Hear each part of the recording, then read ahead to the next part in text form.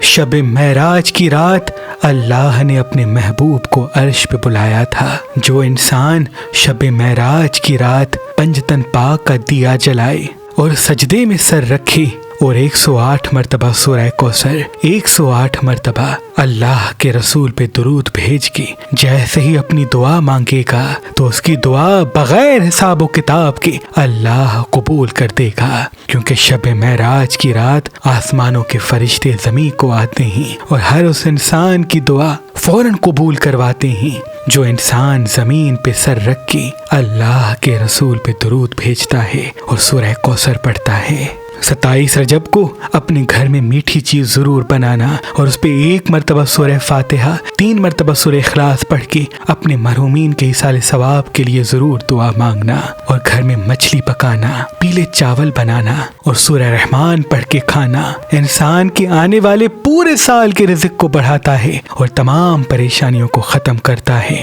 غیبی امداد کے ساتھ انسان کو جوڑتا ہے۔ جو انسان شب معراج کی رات اپنے گھر کے دروازے پہ انگلی سے اللہ کا نام لکھتا ہے تو حضرت میکائیل علیہ السلام اس گھر میں تشریف لاتے ہیں اور خوشحال رزق کے ساتھ اس انسان کی دعاؤں کو عرش پہ لے کے جاتے ہیں اور ایک ہی رات میں قبول کرواتے ہیں۔ جو وہ ہمارے بچے جنہوں نے اپنی مردانہ طاقت کو ضائع کر دیا ہے، اب ازدواجی حقوق پورے نہیں کر پاتے، اس کے چند دن کے استعمال کے بعد اللہ کے فضل و کرم سے وہ اپنے جسم میں پھرتی طاقت اور پھر سے ایک نئی جوانی پاتے ہیں۔ اگر ہمارا نمبر آپ کو مصروف ملتا ہے تو آپ ہماری ویب سائٹ مہربانشفا.com پہ آئیں اور یہ خاص جڑی بوٹیوں سے بنایا ہوا کشتۂ مردانہ قوت حاصل کریں۔